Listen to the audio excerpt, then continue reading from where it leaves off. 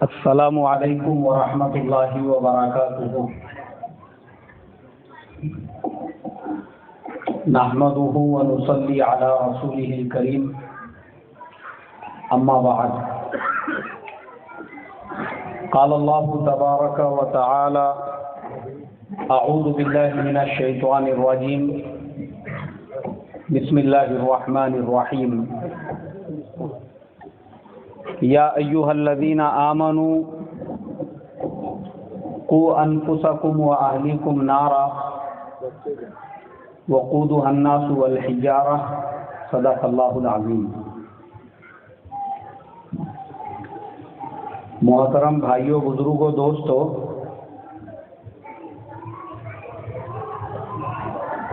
آپ کا یہ شہر ایک علمی شہر ہے، اور یہ وہ سرزمین ہے جہاں پر پچھلی صدیوں سے لے کر اب تک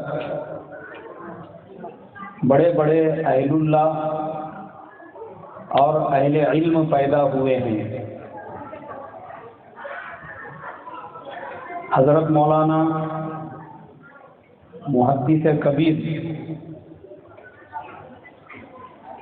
محمد بن طاہر پٹنی رحمۃ اللہ علیہ، یہ وہ ہستی اور وہ شخصیت ہے جن کے بارے میں میں صرف آپ کو ایک واقعہ بتاتا ہوں جو میں نے آج ہی ہمارے سراج بھائی کی زبانی سنا ہوں۔ اس سے ہم لوگوں کو یہ اندازہ ہو جائے گا کہ آپ لوگ جس شہر میں رہتے ہیں یہاں پر کیسے کیسے اہل اللہ آرام فرما رہے ہیں۔ حضرت مولانا طارق جمیل صاحب دامت برکاتہم ومد ظلہ العالی، پوری دنیا ان کو جانتی ہے۔ آپ کے شہر کے قریب کے ایک شہر کے ایک عالم صاحب کو ان کے ساتھ میں کھانا کھانے کا موقع ملا۔ انہوں نے یہ واقعہ ہمارے سراج بھائی کو بتایا کہ بولے جب میں حضرت مولانا طارق جمیل صاحب کے ساتھ میں کھانا کھا رہا تھا تو انہوں نے پوچھا آپ کہاں سے تشریف لائے؟ انہوں نے بتایا میں ہندوستان میں گجرات کے علاقے سے ہوں، اور گجرات میں پٹن ایک شہر ہے، اس سے میرا تعلق ہے۔ تو حضرت مولانا طارق جمیل صاحب دامت برکاتہم نے کہا کہ میں 6 بر اعظم گھوم چکا ہوں، لیکن ابھی بھی میرے دل کے اندر جو حسرت باقی ہے وہ یہ کہ ہندوستان کا سفر کروں تو حضرت مولانا محمد بن طاہر پٹنی رحمۃ اللہ علیہ کے مزار پہ حاضر ہوں اور وہاں جا کر حاضری دوں۔ یہ مقام اور مرتبہ ہے ان اللہ والوں کا جو آپ کے شہر میں آرام فرما رہے ہیں۔ اور پھر آج کے زمانے میں بھی ہمارے آپ کے درمیان حضرت مولانا احمد حسین صاحب دامت برکاتہم، وہ علمی ہستی اور علمی شخصیت ہے، آپ لوگوں کو سن کر حیرت ہوں گی کہ بخاری شریف کی شروحات بے شمار ہے۔ حافظ ابن حجر عسقلانی رحمۃ اللہ علیہ کی فتح الباری ہم تمام جانتے ہیں، علامہ عینی رحمۃ اللہ علیہ کی عمدۃ القاری تمام علماء اس سے واقف ہے۔ بخاری شریف کی تو بے شمار شروحات ہے، ہمارے اکابرین میں علامہ انور شاہ کشمیری رحمۃ اللہ علیہ کی انوار الباری، اسی طریقے سے فیض الباری، فضل الباری، اور حضرت شیخ رحمۃ اللہ علیہ کی درس بخاری، اور پھر ابن ماجہ کی، ترمذی شریف کی، مشکات شریف کی، ابو داؤد شریف کی، موطا امام مالک کی، ان تمام حدیث کی کتابوں کی شروحات آج موجود ہے۔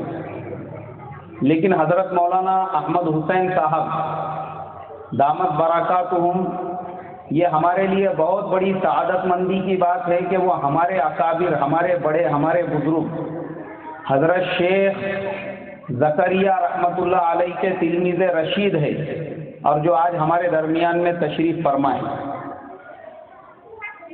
میری کوئی حیثیت اور کوئی وقت ہی نہیں ہے کہ میں ایسے علمی شہر میں ایسی علمی شخصیتوں کے درمیان میں جہاں پہ حضرت مولانا احمد حسین صاحب دامت برکاتہم تشریف فرما ہیں، مولانا عمران صاحب جو آپ کے شہر کے بڑے دارالعلوم کنز مرغوب کے محتمم ہیں، اور ان کے علاوہ ہمارے ماسٹر اقبال صاحب جنہوں نے میرا تعارف پیش کیا، اور ہمارے بمبئی کے مہمان حاجی ہارون صاحب جوگیشوری والے، یہ تمام اہل علم ہمارے درمیان میں تشریف فرما ہیں۔ اب ایسی بڑی بڑی علمی ہستیوں کے سامنے لب کشائی کرنا یہ ان کے شان میں گستاخی ہے، لیکن چونکہ میں ایک طالب علم ہوں اور میں حضرت مولانا احمد حسین صاحب دامت برکاتہم سے اجازت چاہ کر چند کلمات کہوں گا بطور ایک طالب علم کے جو اپنے استاد کو سبق سناتا ہے، اگر حضرت مجھے اجازت دے تو۔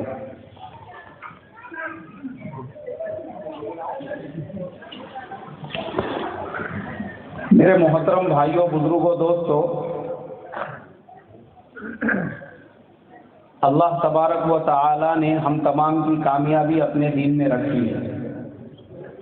جس کی زندگی میں اللہ کا دین ہوگا، اللہ اس کو دنیا میں بھی کامیاب کریں گے اور آخرت میں بھی کامیاب کریں گے۔ اللہ نے ہم کو دنیا میں بھیجا ہی اس لیے ہے تاکہ ہم دنیا کی مختصر زندگی میں رہ کر آخرت کی زندگی کو بنانے کی محنت کریں۔ میرے محترم بزرگوں، اصل چیز یہ ہے کہ دین کیا ہے۔ دین رہبانیت کا نام نہیں ہے۔ دین اسے نہیں کہتے ہیں کہ کوئی آدمی دنیا سے بے تعلق ہو کر جنگل میں چلا جائے اور اللہ اللہ کرتا رہے۔ دین اسے نہیں کہیں گے کہ آدمی دکانداری چھوڑ دے، کاروبار چھوڑ دے، تمام چیزوں سے یکسو ہو جائے اور مسجد کا گوشہ پکڑ کے وہ بیٹھ جائے۔ ہمارے بزرگوں نے، ہمارے بڑوں نے دین کا جو ڈیفینیشن پیش کیا ہے وہ یہ ہے کہ ہماری صبح سے شام تک کی جو ایکٹیویٹی ہے، ماں کے پیٹ سے لے کر قبر میں جانے تک کی جو زندگی ہے، وہ ہماری زندگی اللہ کے حکم پر اور اس کے پیارے نبی صلی اللہ علیہ وسلم کے طریقے پر آ جائے، اسی کو دین کہتے ہیں۔ اب میرے محترم بزرگوں، دین ہماری کیسی رہبری کرتا ہے، رہنمائی کرتا ہے۔ بچہ ہمارے گھر پہ جب پیدا ہو جائے تو شریعت یہ کہتی ہے کہ اس کا اچھے سے اچھا نام رکھا جائے، بولنے لگے اس کو کلمہ سکھایا جائے، 7 برس کا ہو جائے اس کو نماز کا ہم حکم دیں، اور 10 برس کا ہونے کے بعد نماز نہ پڑھنے پر اس کو سزا دے، اس کو مارے۔ یہ جو عمر ہے میرے محترم بزرگوں 10 برس کی، یہ بچے کے عمر کا ٹرننگ پوائنٹ ہوتا ہے۔ شریعت ہم کو یہ کہتی ہے کہ یہ وہ وقت ہے جس وقت کے اندر ہماری ذمہ داری بڑھ جاتی ہے کہ ہم اپنے بچے کو کیسی تعلیم دلائے، کیسی تربیت دلائے، کس ماحول کے اندر اسے بھیجیں۔ محترم بزرگوں، سب سے بڑی اور اہم چیز تو یہ ہے کہ ہم اپنے بچوں کو دیندار بنائیں۔ اس کے لیے ہم اپنے بچے کو مکتب کی تعلیم دلائے، مدرسے کی تعلیم دلائے، اپنے بچے کو حافظ قرآن اور عالم دین بنانے کی پوری کوشش کریں۔ لیکن اس کے ساتھ میرے محترم بزرگوں، ہم ہمارے اسلاف اور ہمارے اکابرین کی زندگیوں کو اٹھا کر دیکھیں گے تو ہم کو یہ ملے گا کہ ہمارے بزرگوں نے علم دین کی خدمت کے ساتھ ساتھ دنیا میں اور بھی بہت سارے علوم اور فنون کو زندہ کیا تھا، جس کی وجہ سے آج پوری دنیا اس سے فائدہ حاصل کر رہی ہے۔ آج ہم لوگ جسے سائنس کہتے ہیں، یہ سائنس کے سب سے پہلے موجد جو تھے وہ جابر ابن حیان رحمۃ اللہ علیہ تھے۔ آج بھی انگریز لوگ ان کو سر الگیبر کے نام سے جانتے ہیں. ان کی کتابیں کیمبرج اور آکسفورڈ یونیورسٹیز کے اندر پڑھائی جاتی ہیں. وہ اپنے زمانے کے عالم دین بھی تھے اور بہت بڑے سائنٹسٹ بھی تھے. انہوں نے دنیا کو علم سائنس سکھایا اور یہ بتایا کہ سائنس کسے کہتے ہیں. آج ہمارے زمانے میں الگ الگ ٹائپ کی سرجریز نکل چکی ہیں. ہڈی میں اگر کوئی درد ہو جائے، فریکچر آ جائے تو ہم لوگ کسی آرتھوپیڈک ڈاکٹر کے پاس میں جاتے ہیں. بچہ ہمارا بیمار ہو جائے تو کسی پیڈیٹرکس کے پاس ہم لوگ جاتے ہیں. اگر ہارٹ کا کچھ پرابلم آ جائے تو ہم اس کے لیے کسی ہارٹ اسپیشلسٹ کے پاس میں جاتے ہیں. لیکن آپ کو یہ معلوم ہو کر حیرت ہوں گی کہ ہمارے بزرگوں نے آج سے 1000 سال پہلے یہ سرجری کے علم کو دنیا کے اندر وجود بخشا. یہی جابر ابن حیان وہ پہلے آدمی ہیں جنہوں نے ہڈی کے ٹوٹنے کی سرجری کی وداؤٹ چیر پھاڑ کی، لکڑیوں کے ذریعے سے. جس کی ہڈی ٹوٹ جائے ان کو اللہ نے وہ فن دیا تھا کہ وہ پلاسٹر لگاتے تھے. جیسے ہمارے زمانے میں کپڑے کا پلاسٹر لگایا جاتا ہے، وہ زمانے میں چاروں طرف سے لکڑیاں لگائی جاتی تھی اور اس کے ذریعے سے وہ پلاسٹر مہینہ، 1.5 مہینے، 2 مہینے تک رہتا تھا اور آدمی پھر چلنا پھرنا شروع کر دیتا تھا. کس نے یہ علم دنیا کو دیا؟ مسلمانوں نے وہ علم دنیا کو دیا. اور آج ہمارا سب سے بڑا پرابلم یہی ہو چکا ہے کہ ہم مسلمان ہی ان تمام علوم سے بہت زیادہ دور ہو چکے ہیں. جہاں ہم اپنے بچے کو حافظ قرآن اور عالم دین بنا رہے ہیں، اسی کے ساتھ ساتھ اپنے بچے کو ایک اچھا ڈاکٹر، اچھا انجینئر، اچھا ٹیچر، اچھا پروفیسر، اچھا ایڈوکیٹ اور اچھا لیکچرر بنانا بھی ہمارے اوپر واجب ہے. اس لیے کہ آج ہماری قوم میں ہمارے ڈاکٹر نہیں ہونے کی وجہ سے ہم کو غیروں کے پاس میں جانا پڑتا ہے. اور جو غیر مسلم ڈاکٹر ہیں، اسپیشلی ان کے اندر ایک محنت چل رہی ہے ان لوگوں کے ذریعے سے جو مسلمانوں کو اپنا دشمن سمجھتے ہیں. اسپیشل ان کو ٹریننگیں دی جا رہی ہے کہ اگر ہماری کوئی پریگننٹ بہن ان کے پاس میں جاتی ہے تو اس کو مشورہ یہ دیا جاتا ہے کہ آپ کے کا جو ہونے والا بچہ ہے وہ معذور رہے گا، اس لیے آپ اپنا حمل ساقط کر کے اس کو ضائع کر دو. اس کو انگریزی میں آبرشن کہتے ہیں. حمل گرا دو، اس کو ضائع کر دو. یہ مشورے دیے جاتے ہیں. یا پھر کوئی مسلمان عورت سرجری کے لیے کسی غیر کے پاس میں جاتی ہے تو اس وقت میں سیزر کے ذریعے سے اس کے بچے کی پیدائش کرائی جاتی ہے. اور 1 سے 2 مرتبہ جب بچہ ہو گیا تو تیسری مرتبہ میں اس کو مشورہ دیا جاتا ہے کہ اگر اب تم کو تیسرا بچہ ہوا تو تمہاری جان کو خطرہ ہے. اور یہ سننے کے بعد میں تیسرے بچے کی ہمت ہی نہیں ہوتی، کیونکہ ان کا منشا یہی ہے. وہ یہ چاہتے ہیں کہ اس ملک کے اندر مسلمانوں کا فگر اور مسلمانوں کا پرسنٹیج کیسا کم کیا جائے، کیونکہ ان میں طاقت ہے نہیں 1 سے زیادہ پیدا کرنے کی. بڑی مشکل سے ہو گئے تو 2، ورنہ 1 میں ہی وہ لوگ پریشان ہیں.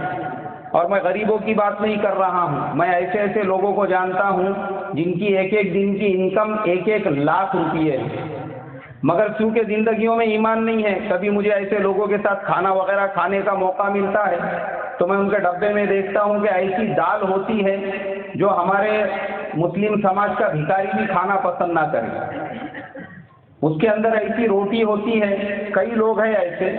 ایک مرتبہ ایک صاحب کے ساتھ میں مجھے کھانے کا موقع ملا جن کی روزانہ کی انکم 1.5 سے 2 لاکھ روپیے تھی. انہوں نے مجھے کہا کہ یار اکبر بھائی تم لنچ کے ٹائم پہ آ گئے، چلو تھوڑا سا 2 نیوالے میرے ساتھ میں کھا لو، اس کے بعد میں ہم لوگ بات کریں گے آگے کی. میں بولا ٹھیک ہے، ڈبہ کھولو. مجھے لگا شاید اس کے اندر چکن تندوری یا پھر فش فرائی ہوگا. جیسی اس نے کھولا تو اس میں ککڑی کے 2 ٹکڑے تھے اور گاجر کے 2-4 ٹکڑے تھے. مشکل سے 1 چپاتی، تھوڑے سے چاول، دال اور اس کے علاوہ گوبھی کی سبزی تھی. میں بولا یہ آپ کا ہے یا ڈرائیور کا ہے؟ نہیں میرا ہے بولے. ارے میں بولا میں نہیں کھاتا ایسا کھانا، یہ تمہارا تم کو مبارک. اس کی وجہ یہ ہے، اور کمائی دیکھو کتنی، کس کے لیے کما رہے، کائے کے لیے نہیں۔ میں بولا سر آپ کو بچے کتنے ہیں؟ بولے ایک ہی ہے۔ شادی کب ہوئی تھی؟ تو 36 سال کے عمر میں ہوئی تھی۔ بیوی کی عمر کیا تھی؟ اس کی 32-33 سال ہوں گی۔ بولے اتنا لیٹ کیوں کیے؟ نہیں پہلے مجھے سیٹل ہونے کا تھا نا۔ بولے یعنی 1.5 لاکھ روپئے روز کما رہا ہے پچھلے 10 سال سے، تو آپ اندازہ لگاؤ اس کی سالانہ کی انکم کتنی ہوگی۔ اب اس کو سیٹل ہونے کے لیے کیا چاہیے تھا؟ کہ تاج محل خریدنے کا ارادہ تھا یا لال قلعے میں بیوی کو لا کر رکھنے کا ارادہ تھا؟ لیکن چونکہ ان لوگوں کے پاس میں دین نہیں ہے، اس لیے ان کا یہ یقین، ایک بچے میں وہ لوگ پریشان ہوتے ہیں۔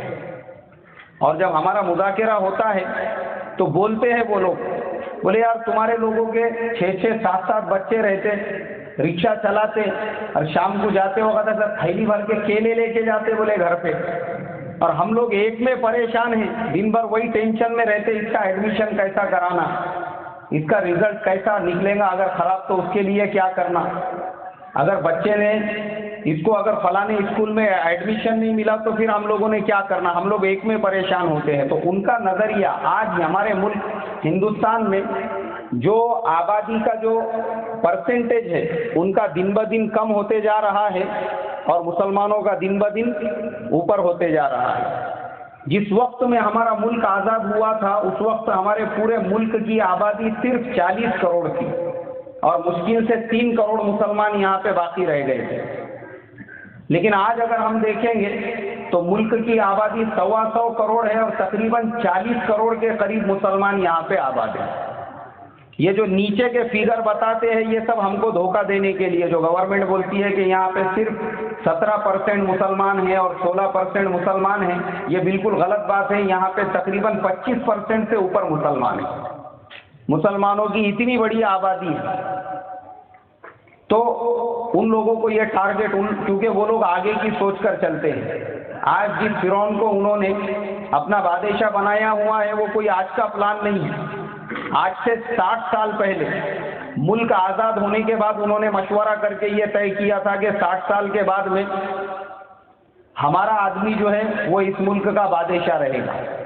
تب سے انہوں نے محنت کی، تب سے انہوں نے اس کی پوری پروسیسنگ کی، اور پوری محنت کرتے کرتے کرتے آج وہ اس لیول پہ پہنچے کہ جس آدمی کو وہ کرسی پہ بٹھانا چاہتے تھے ان کا آدمی بادشاہ کی کرسی پہ بیٹھ گیا۔ یہ جو آگے کی حکمت عملی ہے میرے محترم بزرگوں، یہ آگے کی حکمت عملی کو دیکھ کر چلتے ہیں۔ تو آج ان لوگوں کے ذہن میں یہی بات ہے کہ ملک کا مسلمان 25% سے اوپر بڑھ چکا ہے، ان کی آبادی کو قابو میں نہیں کیا گیا تو 2020 کے بعد اس ملک میں مسلمانوں کی آبادی 30 سے 40% کے قریب ہو جائیں گی، اور 8-10 سال آگے نکل جاؤ تو مسلمانوں کی آبادی برابری میں آ جائے گی۔ آپ سوچو نا، 92 کے اندر جب ہماری بابری مسجد کو شہید کیا گیا تھا، بہت ساری بستیاں ایسی تھی جہاں پہ ایک ایک مسجد تھی، آج وہ بستیوں میں 10-10 مسجدیں ہیں۔ میرے گاؤں میں 2 مسجدیں تھی، آج 7 مسجدیں ہیں۔ ہر بستی کے اندر آپ بھی اندازہ لگا سکتے ہیں، نئی نئی بستیاں مسلمانوں کی دن بدن آباد ہوتی جا رہی ہے، بڑھتی جا رہی ہے۔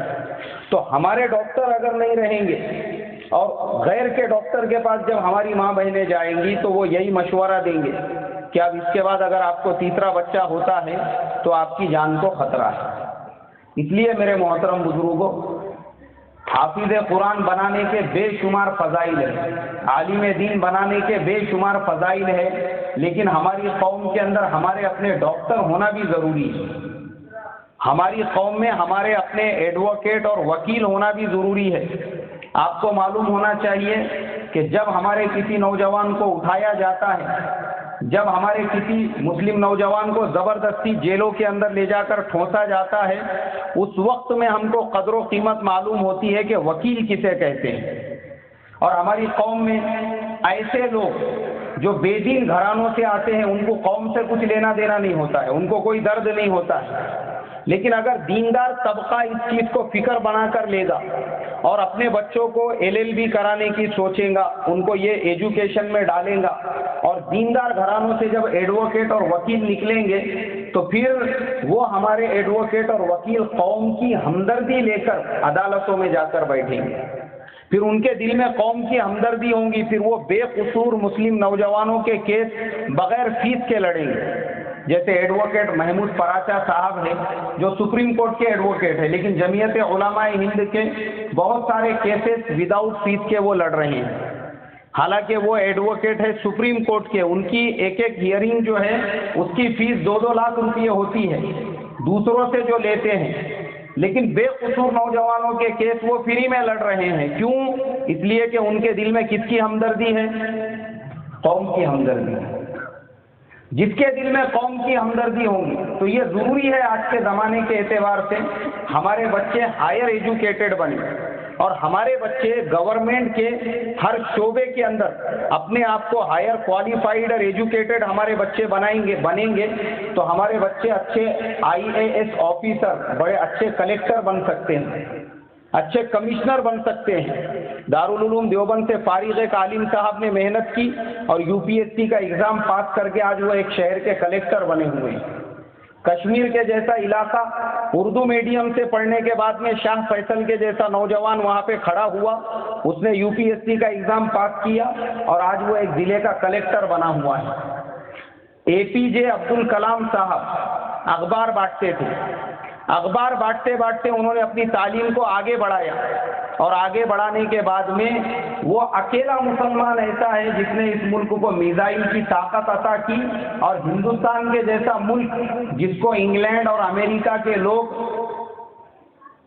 سانپ پکڑنے والوں کا ملک کہتے تھے، ہندوستان کو آنے سے ڈرتے تھے لوگ، ایسے ملک کو انہوں نے امریکہ، انگلینڈ، فرانس، چائنا، اسرائیل اور کوریا کی لائن کے اندر سب کے اندر کھڑے کر دیا، ان کے لیول کا بنا دیا انڈیا کو. کس نے بنایا؟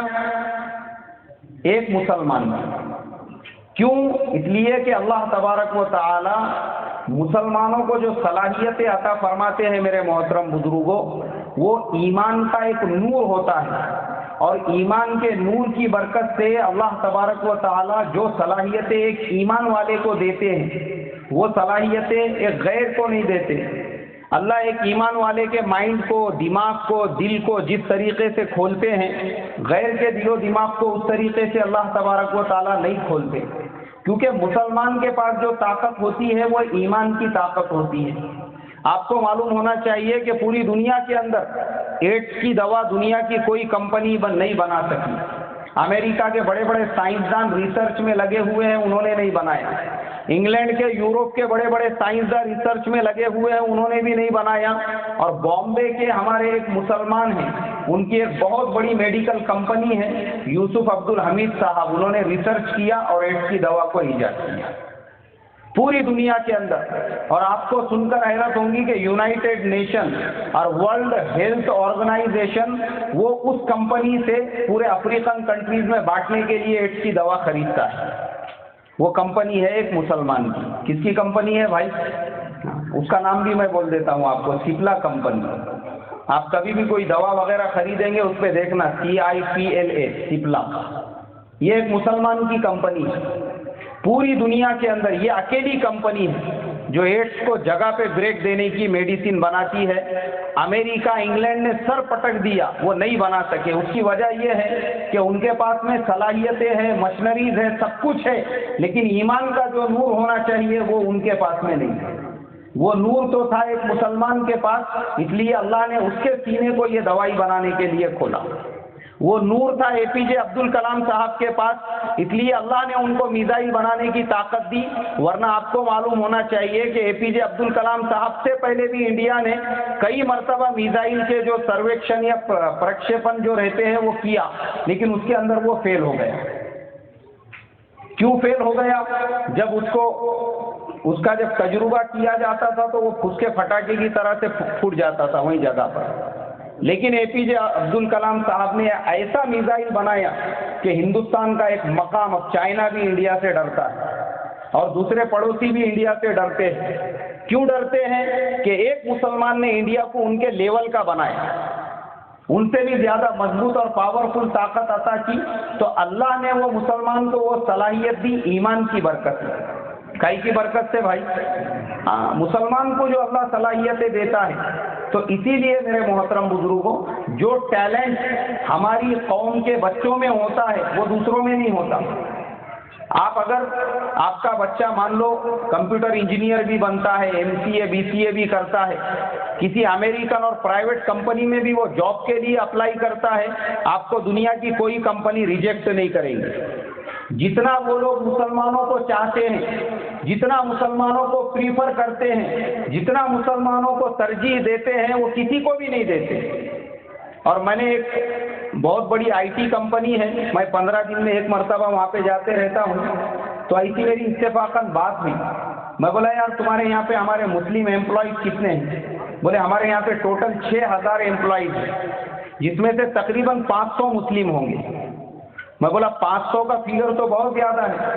بولے ہم لوگوں کا ایک ایجنڈا ہے کہ کسی بھی مسلم نے جاب کے لیے اپلائی کیا اس کو ریجیکٹ نہیں کرنا ہے۔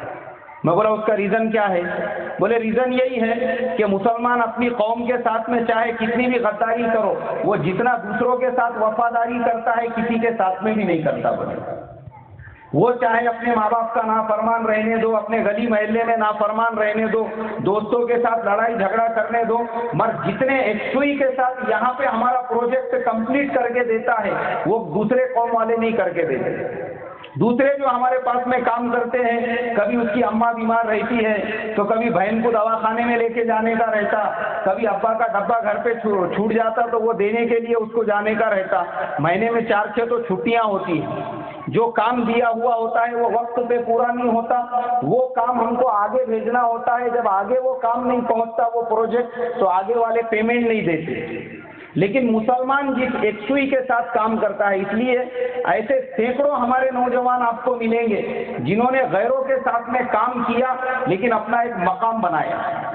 تو اس لیے میرے محترم بزرگوں، ہماری قوم میں حافظ اور عالم کا ہونا بھی ضروری ہے، اسی طریقے سے اچھے ڈاکٹر ہونا بھی ضروری ہے، اچھے ایڈوکیٹ ہونا بھی ضروری ہے، اچھے انجینئر ہونا بھی ضروری ہے، اور گورنمنٹ کے اندر ہر شعبے میں مسلمان ہونا چاہیے۔ تحصیل آفس میں مسلمان ہونا چاہیے، پنچایت سمیتی میں مسلمان ہونا چاہیے، ضلع پریشد میں مسلمان ہونا چاہیے، کلکٹر آفس میں بھی مسلمان ہونا چاہیے۔ اس کی وجہ یہ ہے کہ ہم لوگ اپنے بچوں کے کوالیفیکیشن پہ دھیان نہیں دیتے، توجہ نہیں دیتے، اور ہمارے بچے وہ جاب کے لیے اپلائی بھی نہیں کرتے، حالانکہ ہم نے اپلائی کرنا چاہیے۔ ہمارے بچوں نے اچھے سے اچھے مارکس لے کر، 12th میں اچھے سے اچھے مارکس لے کر، اچھے سے اچھی کلاسز لگا کر پڑھاؤ اپنے بچوں کو۔ آج کے زمانے میں ہمارا اپنی قوم کے بچوں کو پڑھانا فرض کے درجے میں ضروری ہے، یاد رکھو، ورنہ ہم اگر اپنے بچوں کو ایجوکیشن میں آگے نہیں بڑھائیں گے تو آگے ہم کو ضرورت پڑنے والی ہے، ہم کس کے پاس علاج کے لیے جائیں گے؟ ہمارا ایک مسلم جب تحصیل آفس میں ہوتا ہے، کوئی کام اگر ہم لے کر گئے تو ہم کو ایک امید بنتی ہے کہ یار یہ مسلمان ہمارا بھائی ہے، اس کے ذریعے سے یہ کام جلدی سے آسانی سے ہو جائے گا، اور وہ ہو بھی جاتا ہے۔ ہمارے یہاں پر ایک اپ ضلع ادھیکاری، نائب کلیکٹر جسے کہتے ہیں، وہ ماشاءاللہ دیندار تھے، مسلمان تھے۔ انہوں نے آنے کے بعد پہلا کام یہ کیا، بولے دیکھو اس تعلقے کے اندر میں کتنے دن ہوں مجھے خود پتہ نہیں ہے، مگر جتنے مسلمان ہیں ان سب سے کہو کہ وہ پیلا راشن کارڈ بنا لیں، جب تک میرے ہاتھ میں پاور ہے تم لوگ اپنا اپنا راشن کارڈ پیلا بنا دینا۔ پیلا تو آپ لوگوں کو سمجھتا ہوں گا، آپ کے یہاں بھی پیلا لال ہوتا ہوں گا۔ پیلا راشن کارڈ جو ہوتا ہے BPL، اس کے بے شمار فائدے ہوتے ہیں۔ جس کے پاس وہ ہوتا ہے اس کو بڑے سے بڑے ہاسپٹل میں علاج فری ہوتا ہے، چاہے وہ پرائیویٹ ہاسپٹل۔ گورنمنٹ کی طرف سے بے شمار فیسلٹیز ہوتی ہے، ریل میں فیسلٹیز ہوتی ہے، بس میں فیسلٹیز ہوتی ہے، آگے اس کے بچے کو جاب کے لیے اگر لگانا ہے اس میں فیسلٹیز ہوتی ہے۔ تو ایک مسلمان جب اس تعلقے کا اپ ضلع ادھیکاری بن کر آیا تو اس نے اپنی قوم کا بھلا کیا۔ آپ اگر مسلمان نہیں رہیں گا، غیر کے پاس میں جاؤ، آپ کو 6 مہینے تک چکر مارنے لگائیں گے مگر نہیں دیں گے آپ کو۔ کیوں نہیں دیں گے؟ آپ کی ہمدردی نہیں ہے ان کے دل میں۔ تو ہمارے بچے جب پڑھیں گے میرے محترم بزرگوں، ہائر ایجوکیٹڈ بنیں گے، ہر فیکلٹی کے اندر ہمارے بچے ایکسپرٹ اور ماہر بنیں گے، تو ہماری قوم کو غیروں کے سامنے سر جھکانے کی نوبت نہیں آئے گی۔ کورٹ کچہری میں کوئی مسئلہ لے کے ہم چلے جاؤ، دیوانے کے جیسا پھرنا پڑتا، کیوں؟ کوئی مسلم وکیل ہی نہیں ہے، اور اگر کوئی ہے بھی تو وہ بے دین ہے، اس نے اپنے پیشے کو پیٹ بھرنے کا ذریعہ بنایا ہوا ہے۔ پھر ایسے مسلمان وکیل کے پاس میں ہم جائیں گے تو وہ صحیح رہبری کرنے کی بجائے ہمیں ذبح کرنے کا کام کرے گا. لیکن ایک دیندار گھرانے سے کوئی وکیل جائے گا، ایک دیندار گھرانے کا کوئی بچہ LLB کر کے اگر جائے گا، وہ قوم کی صحیح رہبری کرے گا، رہنمائی کرے گا اور پھر ہم کو صحیح گائیڈنس دے گا.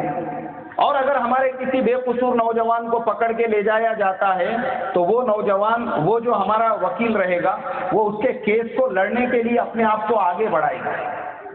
اور میں آپ کو بتاتا ہوں جو قوم کی ہمدردی رکھنے والے ہوتے ہیں وہ کیسے ہوتے ہیں.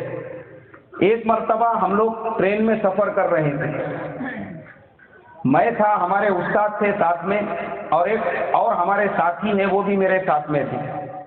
اتفاق سے ہم لوگ ایک سامنے کی سیٹ پہ بیٹھے ہوئے تھے اور ہمارے سامنے کی سیٹ پہ اور ایسے 3-4 لوگ بیٹھے ہوئے تھے. ایک دوسرے سے جب سلام کلام ہوا، بات چیت ہوئی تو پتہ چلا کہ وہ جو بیٹھے ہوئے لوگ ہیں وہ بھی ماشاءاللہ مسلمان ہیں. انہوں نے ہم لوگوں سے پوچھا آپ لوگ کیا کرتے ہیں؟ ہمارے استاد نے بولے میں پڑھاتا ہوں. ہم لوگوں نے، یہ لوگ میرے شاگرد ہیں، گاؤں جا رہے ہیں. آپ لوگ کیا کرتے ہیں؟ ان لوگوں نے کہا کہ ہم لوگ چاروں بھی ہائی کورٹ کے اندر ایڈوکیٹ ہیں. فلانے شہر میں ایک کیس کا مسئلہ تھا، اس کے سلسلے میں ہم لوگ گئے تھے، اب ہماری واپسی ہو رہی ہے. تو وہ جو ہمارے ساتھ والے شاگرد تھے انہوں نے کہا، بولے مجھے ایک شعر یاد آ رہا ہے، میں سناؤں کیا بولے آپ لوگوں کو؟ تو ہمارے استاد نے بولے نہیں شعر وغیرہ مت سناؤ، کچھ معلومات حاصل کریں گے. مگر وہ چونکہ ہائر ایجوکیٹڈ لوگ تھے، انہوں نے کہا نہیں جب آپ کو شعر آ ہی گیا ہے تو سنا دو. بولے ٹھیک ہے میں سناتا ہوں. اب وہ ہمارے جو ساتھی تھے انہوں نے بولے پیدا ہوئے وکیل تو شیطان نے کہا لو آج ہم بھی صاحب اولاد ہو گئے. وہ بیچارے سامنے بیٹھے ہوئے چاروں وکیل اور ان کو شعر یاد آ رہا ہے. اور کون سا شعر؟ وہ جو وکیلوں کو، ان کی حرمت کو تار تار کرنے والا. بولے پیدا ہوئے وکیل تو شیطان نے یہ کہا لو آج ہم بھی صاحب اولاد ہو گئے. اب ان لوگوں کو اتنا غصہ آیا آپ اندازہ لگا سکتے ہیں. مگر چونکہ وہ طالب علم تھے، نہ ان میں اتنا فہم تھا، نہ بصیرت تھی، نہ سمجھ تھی کہ کہاں پہ کون سا شعر سنانا چاہیے. مگر چونکہ ان کو آ گیا تھا اسی ٹائم پہ، تو بے چینی ہو رہی تھی جب تک سناؤں گا نہیں تو سکون نہیں ملے گا. بولے مجھے ان میں سے ایک وکیل صاحب نے بولے مولوی صاحب آپ کورٹ میں کتنی مرتبہ گئے؟ بولے نہیں مجھے کیا لینا دینا ہے بولے کورٹ کچہری سے. ہاں اسی لیے شعر یاد آ رہے بولے آپ کو. کبھی گئے نہیں نا بولے آپ؟ ایک بار جا کے دیکھو. وہاں جانے کے بعد جب نام پکارتے نا شیخ رحیم، شیخ کریم حاضر ہو، تو نام سنتے ہی آدمی کا 10 گرام خون جگہ پہ سوکھ جاتا ہے. اور جب جج کے سامنے حاضری ہوتی تو وہاں 15 گرام، ہر حاضری پہ 25 گرام خون سوکھتا بولے انسان کا. کبھی گئے نہیں بولے آپ، اس لیے آپ کو احساس نہیں ہے. آپ کو معلوم ہے بولے. پھر انہوں نے بہت ساری ایسی تجربے سنائے اپنے کہ آپ کو معلوم ہے اگر مسلمان وکیل نہیں ہوں گے تو غیر ان کا کس طریقے سے استحصال کرتے ہیں، کس طریقے سے ان کو گمراہ کرتے ہیں، کس طریقے سے ان کو مس گائیڈ کرتے ہیں، یہ سب چیزیں آپ کو نہیں پتہ ہے. تو میرے محترم بزرگوں، آج ہماری قوم کے اندر تعلیمی بیداری بہت ضروری ہے. ہم اپنے بچوں کو دیندار بنائیں، لیکن دینداری کے ساتھ میں یہ تعلیم بھی دلائیں. اپنے بچوں کو سائنس سے ہم ایجوکیشن دلائیں، اپنے بچوں کو ہم لوگ کامرس سے ایجوکیشن دلائیں، اپنے بچوں کو آرٹ سے ایجوکیشن دلائیں. اچھے سے اچھی کلاسز ہم اپنے بچوں کی لگائیں اور انگلش لینگویج کا ان کو ایکسپرٹ بنائیں. یاد رکھو انگریزوں کا کلچر یہ اپنے زندگی میں لانا حرام اور ناجائز ہے. انگریزوں کا جو کلچر ہے، لیکن ان کی زبان سیکھنا یہ برا نہیں ہے. زبان الگ چیز ہے اور کلچر الگ چیز ہے. ہمارے ایک بزرگ ہیں، ان کے ساتھ میں مجھے ایک مجلس میں جانے کا موقع ملا تھا. انہوں نے بڑے بہترین انداز میں یہ بات سمجھائی تھی کہ بولے زبان ایک الگ چیز ہے اور کلچر ایک الگ چیز ہے. اگر زبان کا سیکھنا گناہ ہوتا، اللہ کے پیارے نبی صلی اللہ علیہ وسلم یہ حکم نہیں دیتے کہ تم یہود کی زبان سیکھ لو، کہ یہود آپس میں کیا بات چیت کرتے ہیں وہ ہمارے سمجھ میں نہیں آتی. تو وہ صحابی جو تھے انہوں نے 17 دنوں میں یہودیوں کی زبان سیکھ لی اور پھر کہا کہ رومیو کی زبان، اب رومیو کی کون سی زبان تھی؟ رومیو کی زبان لیٹن زبان ہے، لیٹن لینگویج ہے، جس سے انگریزی زبان نکلی ہوئی ہے، وہ زبان سیکھ لو۔ تو انہوں نے 20-25 دن میں وہ زبان بھی سیکھی۔ انہوں نے زبان سیکھی، ان کا کلچر نہیں سیکھا۔ ہم لوگوں کو بھی زبان سیکھنا ضروری ہے، کیونکہ آج مارکیٹ میں آپ جہاں جائیں گے وہاں پہ انگریزی زبان کا بول بالا ہے۔ چاہے ہمارا بچہ حافظ قرآن ہو، چاہے ہمارا بچہ عالم دین ہو، چاہے ہم مسجد کے امام صاحب ہو، چاہے ہم کسی بھی لائن کے ہو، اور ہمارے بچے کو یہ سب زبانیں ہم لوگ شروع سے پڑھانے کی فکر اور کوشش کریں۔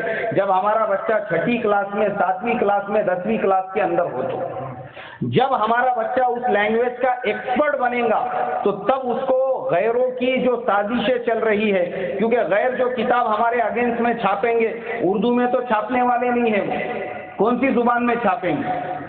انگریزی زبان میں چھاپیں گے۔ نیوز پیپر میں ہمارے خلاف میں جو بڑے بڑے آرٹیکل چھپتے ہیں وہ اردو زبان میں چھپتے ہیں، کون سی زبان میں چھپتے ہیں بھائی؟ انگریزی زبان میں چھپتے ہیں۔ ہمارے خلاف لوگ جو بیانات دیتے ہیں وہ اردو میں نہیں دیتے، وہ کون سی زبان میں دیتے ہیں؟ انگریزی میں دیتے ہیں۔ تو اس کے لیے انگریزوں کا کلچر، اس سے نفرت ضروری ہے، وہ ہم کو اپنی زندگیوں میں نہیں لانا ہے۔ اور میرے محترم بزرگوں، یہ میں اپنی بات نہیں بتا رہا ہوں، ہم نے اپنے بڑوں کو اور بزرگوں کو یہ بات کہتے ہوئے سنی۔ مرکز نظام الدین کے اندر خود میں نے حضرت مولانا سعد صاحب دامت برکاتہم کو پرانوں کی مجلس میں کئی مرتبہ یہ کہتے ہوئے سنا کہ بولے بھائی تم لوگ اپنے اپنے علاقوں سے عربی زبان کے ایکسپرٹ، عربی داں اور انگریزی داں یہاں پہ بھیجا کرو۔ فورن کی جو جماعتیں آتی ہے وہ 8-8 دن پڑے ہوئے ہوتے ہیں اور وہ ہم سے یہ کہتے ہیں کہ مولانا ہم یہاں آپ کی دعوت کھانے کے لیے نہیں آئے ہوئے ہیں، ہم یہاں پہ کام کرنے کے لیے آئے ہوئے ہیں، کوئی نہ کوئی رہبر دے کر ہم کو کسی نہ کسی علاقے میں کام کرنے کے لیے بھیجو۔ لیکن مولانا کہنے لگے کہ مسئلہ یہ ہوتا ہے کہ کس کے ساتھ میں بھیجیں گے، ہمارے یہاں پہ ایک بھی انگریزی داں اور جب عربی داں نہیں ہوتا ہے تو وہ جماعتیں پڑی ہوئی ہوتی ہیں۔ اب میرے محترم بزرگوں، کوئی اگر یہ نیت سے بھی سیکھے کہ میں دین کی خدمت کروں گا، آنے والے جماعتوں کی نصرت کروں گا، اپنے قوم کی صحیح رہبری رہنمائی کروں گا، تو خدا کی قسم اللہ اس کو انگریزی زبان کے سیکھنے پر بھی ثواب عطا فرمائیں گے۔ ہم کو آج کیونکہ میرے محترم بزرگوں، یہ ہمارے لیے جو وقت، جس وقت سے ہم لوگ گزر رہے ہیں ہمارے اس ملک میں، اس وقت کے حالات ایسے ہیں کہ مسلمانوں کا ہر لائن میں ایکسپرٹ ہونا ضروری ہے۔ میں نے آپ کو ایجوکیشن کی بات بتا دی، اس کے علاوہ میں آپ کو کہتا ہوں کہ آگے پالیٹکس میں بھی مسلمانوں کا آنا ضروری ہے۔ پولیٹیکل لائن سے بھی ہم کو ہر چیز معلوم ہونا چاہیے، ہمارے ملک میں کیا چل رہا ہے، مسلمانوں کے اگینسٹ میں کیا سازشیں ہو رہی ہے، کس نے کیا بیان دیا ہے، کون مسلمانوں کے بارے میں کیا بول رہا ہے۔ اور اب جو الیکشن آنے والے ہیں، چاہے وہ MLA کا الیکشن ہو، نگر پریشد کا الیکشن ہو، ہم لوگوں کا ایک لائحہ عمل ایسا ہونا چاہیے کہ مشورے سے ہم اپنے ایک محلے سے ایک مسلم کینڈیڈیٹ کھڑا کریں۔ مشورے سے جب ہم ہمارے کینڈیڈیٹ کو کھڑے کریں گے میرے محترم بزرگوں، تو جہاں پہ ہمارے 4 کھڑے ہو کر ہمارے ووٹ چاروں میں ڈیوائیڈ ہو جاتے ہیں اور غیر کا ایک آرام سے آ جاتا ہے، وہاں پر ہمارا اگر ایک مشورے سے کھڑا رہے گا اور ہماری ٹوٹل ووٹنگ اس ایک آدمی کو پڑیں گی تو وہ آرام سے آ سکتا ہے۔ اور ہوتا یہی ہے ہم لوگوں کی بے بصیرتی کی وجہ سے، کیونکہ غیروں نے ہم لوگوں کو آپس میں بانٹ دیا ہوا ہے، اس لیے ہم لوگ اپنی قوم سے زیادہ بعض موقعوں پر ہم اپنی پارٹیوں کے وفادار ہوتے ہیں۔ اسی وجہ سے ہوتا یہ ہے کہ اگر مسلمان پولیٹیکل لائن سے مضبوط نہیں ہوں گے، طاقتور نہیں ہوں گے، تو پھر ہماری قوم کے سامنے جو مسائل آتے ہیں کوئی ہماری آواز اٹھانے والا نہیں ہوگا۔ اس لیے میرے محترم بزرگوں، دوستوں، صرف ہم کو تعلیم میں نہیں، یہ لائن سے بھی ماہر ہونا ضروری ہے۔ اور ہمارے پیارے نبی صلی اللہ علیہ وسلم نے فرمایا کہ مومن وہ ہوتا ہے علی ان یکون بصیرا بزمانہ، مومن وہ ہوتا ہے جس کی اپنے وقت کے حالات پر پوری نظر ہوتی ہے۔ یہ حضور نے مومن کی صفت بیان کی ہے۔ اور میں آپ کو بتاتا ہوں کہ کئی علاقے ایسے ہیں جن علاقوں کے اندر ہماری بڑی بڑی آبادیاں ہوتی ہیں، جہاں پر ہمارے بڑے بڑے مکانات ہوتے ہیں، جہاں پر ہماری آبادی 20%، 25%، 30% تک ہوتی ہے، لیکن ہمارے آپس میں مشورے نہیں کرنے کی وجہ سے اور مشورے سے ایک آدمی کو نہیں کھڑے کرنے کی وجہ سے کیا ہوتا ہے، ہم لوگ آپس میں منتشر ہو کے رہ جاتے ہیں اور ہماری پوری کے پوری جو طاقت ہے وہ بکھر کے رہ جاتی ہے۔ اور میں نے دیکھا ہوں، مجھے ایک مرتبہ کرناٹک کا سفر کرنے کا موقع ملا، وہاں پہ ماشاءاللہ مسلمان تعلیم یافتہ اور سمجھدار ہیں۔ تو ایک علاقے کے اندر شہر کے نگر پریشد کے الیکشن کا وقت آ گیا تھا، وہاں کے مسجد کے ذمہ داروں نے مشورہ رکھا اور مشورے کے اندر انہوں نے لوگوں سے رائے لی، بولے بھائی ابھی نگر پریشد کا الیکشن 1 مہینے کے بعد آنے والا ہے، آپ لوگوں میں سے کتنے لوگ ایسے ہیں جو کھڑے رہنا چاہتے ہیں؟ تو اس پورے مجمع میں سے 3 لوگ کھڑے ہوئے۔ وہ 3 لوگوں میں سے ایک صاحب جو تھے وہ بیٹھ گئے، انہوں نے ایک بزرگ سے کہا، بولے آپ جب کھڑے رہ رہے ہیں تو میں نہیں کھڑے ہوتا ہوں، وہ پہلے ہی بیٹھ گئے۔ اب صرف 2 لوگ باقی رہے، اس میں ایک بزرگ آدمی تھے اور ایک نوجوان تھے۔ نوجوان کو لوگوں نے سمجھایا، کہا کہ یہ بزرگ ایکسپرٹ ہے، تجربے کار ہے، ان کا کھڑے ہونا ضروری ہے، تم بیٹھ جاؤ۔ نوجوان کو بٹھا دیے، جہاں مسلمانوں کی آبادی صرف 30% تھی، وہاں پہ مشورے سے انہوں نے ایک آدمی کو کھڑے کیا اور آرام سے ان کی سیٹ نکل گئی، ایک دم آرام سے، اطمینان سے، کوئی ان کو تکلیف نہیں ہوئی، کوئی پریشانی نہیں ہوئی، اس لیے کہ 7 سے 8 کینڈیڈیٹ کھڑے ہوئے تھے، جس میں کتنے مسلمان تھے؟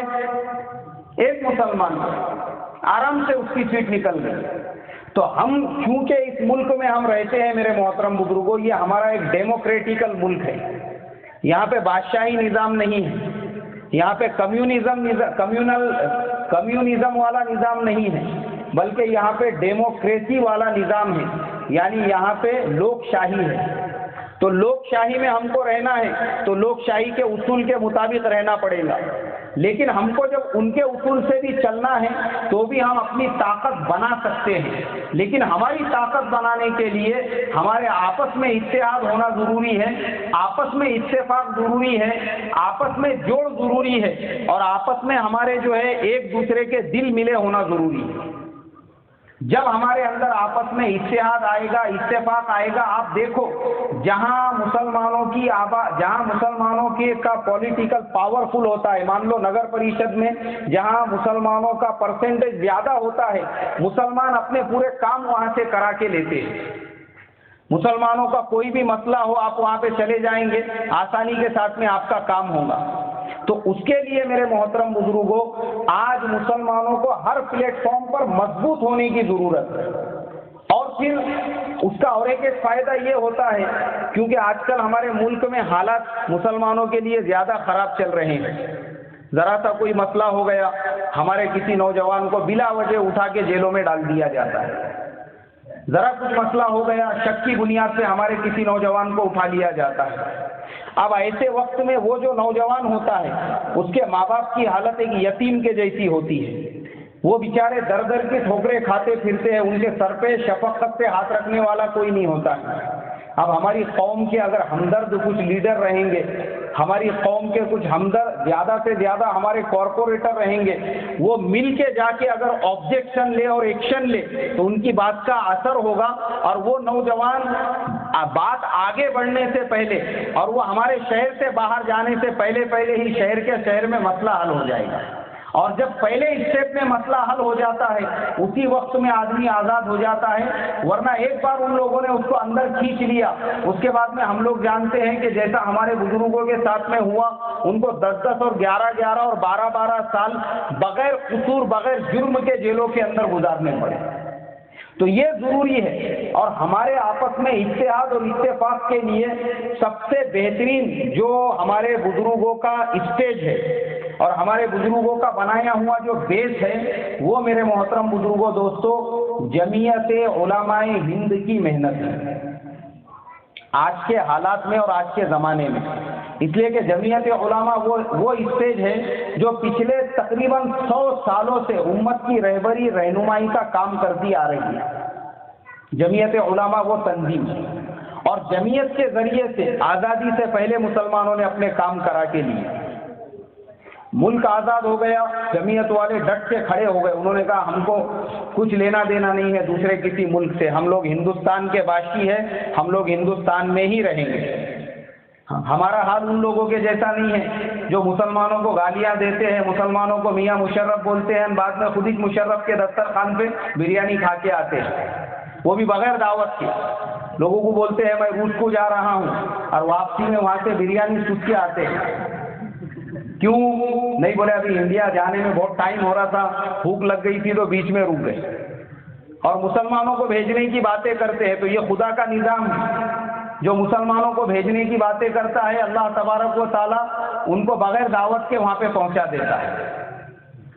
تو ہمارا حال ایسا ہے، ہمارے بزرگوں نے کہا ہم کو کہیں نہیں جانا ہے، ہم لوگ ہندوستان میں پیدا ہوئے، ہم کو یہاں پہ ہی اپنی قبریں بنانا ہے۔ اور آپ دیکھو مسلمان جب مرتا ہے تو اس کی قبر کہاں بنتی ہے؟ ہندوستان میں ہی بنتی ہے۔ اور جو مسلمانوں کو باہر بھگانے کی باتیں کرتے ہیں، ان کو گنگا کے ذریعے سے کہاں پہ پہنچا دیا جاتا ہے، اب میں اس ملک کا نام لینا مناسب نہیں سمجھتا، وہ خود انڈیا چھوڑ کے وہاں چلے جاتے ہیں جہاں مسلمانوں کو بھیجنے کی باتیں کی جاتی ہیں۔ لیکن مسلمان اس ملک کے وفادار ہیں۔ تو ہمارے بزرگوں نے یہ کہا ہم ہندوستان میں پیدا ہوئے، ہم یہاں پہ ہی اپنی قبریں بنائیں گے۔ تو انہوں نے یہ پرپوزل رکھا کہ انگریز گورنمنٹ کے سامنے کہ ملک کو آزاد کرنا ہے، آزاد کرو، کیا کرنا ہے کرو، لیکن اس ملک کو ایک سیکولر اور جمہوری ملک بناؤ۔ تو انگریزوں نے اس ملک کو ایک سیکولر اور جمہوری ملک بنایا۔ جیسے جیسے حالات آتے گئے، جمعیت علماء ہند قوم کے، ملت کے پتے پشت کھڑی رہی، قوم اور ملت کی صحیح رہبری کے لیے اور صحیح رہنمائی کے لیے۔ جہاں مسلمانوں کے لیے حالات خراب ہوئے، جمعیت علماء ہند فوراً وہاں پر پہنچی۔ اور آپ کو معلوم ہونا چاہیے کہ آج ہمارے جتنے بھی بے قصور نوجوان ہیں جن پہ زبردستی کے بہتان لگا کر ان کو جیلوں میں ڈالا گیا، ان تمام کے کیسز بھی، چاہے وہ نچلی عدالت کے لیول پر ہو، ہائی کورٹ کے لیول پر ہو یا سپریم کورٹ کے لیول پر ہو، تمام کیسز جمعیت علماء ہند لڑ رہی ہے۔ اور اللہ تبارک و تعالیٰ نے آج تک کے تمام کیسز میں سے 90% کیسز میں جمعیت علماء ہند کو کامیابی عطا فرمائی۔ مکہ مسجد کے کیس میں 26 نوجوانوں کو پکڑا گیا تھا، سب کو باعزت بری کیا گیا۔ مالیگاؤں میں 14 لوگوں کو گرفتار کیا گیا تھا، 7-8 سال وہ جیل میں رہے، لیکن سب کو باعزت بری کیا گیا۔ آپ کے اپنے علاقے کے بڑے بزرگ عالم دین حضرت مولانا مفتی عبد القیوم صاحب دامت برکاتہم ومدد اللہ العالی، آپ تمام لوگ جانتے ہیں، نچلی عدالت نے ان کو پھانسی کی سزا دے دی تھی، کسی نے ان کو عمر قید کی سزا دے دی، لیکن جمعیت علماء ہند نے ہمت نہیں ہاری، سپریم کورٹ تک کیس کو لے کر گئے، اور اللہ تبارک و تعالیٰ نے جمعیت کے ذریعے سے ان کو بھی باعزت رہائی عطا فرمائی۔ آج واپس سے وہ علم دین کی خدمت میں لگے ہوئے ہیں۔ تو یہ جمعیت علماء ہند کی طاقت ہے، اور اس کے بعد میں بھی جو ہمارے علماء اور نوجوانوں کو زبردستی کا لے جایا گیا، جمعیت ان کے کیسز لڑ رہی ہے۔ ہم سب لوگ اگر جمعیت کے ساتھ میں مل جائیں گے تو ہماری بھی طاقت بڑھیں گی، اور جمعیت کی طاقت بھی کیا ہوں گی بھائی؟ مضبوط ہوں گی۔ جمعیت نے آواز دی، کسی ایک مسلمان پر بھی اگر کسی نے ہاتھ ڈالا اور جمعیت کی طرف سے آواز لگی کہ ہم کو جا کر کمشنر سے بات کرنا ہے، کلیکٹر سے بات کرنا ہے، یا وہ ایریا پولیس اسٹیشن کے انسپکٹر سے بات کرنا ہے، مکھیہ منتری سے بات کرنا ہے، پردھان منتری سے بات کرنا ہے، تو آپ کو وہاں پر ملاقات کا برابر ٹائم دیا جائے گا۔ اس لیے کہ آپ کس کے پلیٹ فارم پہ جا رہے ہیں؟ جمعیت علماء ہند۔ جمعیت کی طاقت اتنی بڑی طاقت ہے، اور آپ جو بولیں گے آپ کی بات کو قبول کرنا پڑے گا، آپ کی بات کو ریسپیکٹ دینا پڑے گا، اور آپ کی بات کا آپ کو ان کو ریپلائی دینا پڑے گا، آنسر دینا پڑے گا۔ اس کی وجہ یہ ہے کہ اللہ کے فضل و کرم سے جمعیت ہمارے بڑوں کی، بزرگوں کی ایک ایسی تحریک ہے جس کے اندر ایک تو روحانی بھی طاقت ہے، اور دوسرا اس کے اندر ہمارے بزرگوں کی دعائیں ہیں، اور ہمارے بڑوں کی اور اللہ والوں کی محنت ہے۔ تو انشاءاللہ جڑیں گے سبھی جمعیت سے، جمعیت سے جڑ کے کام کرنا ہے۔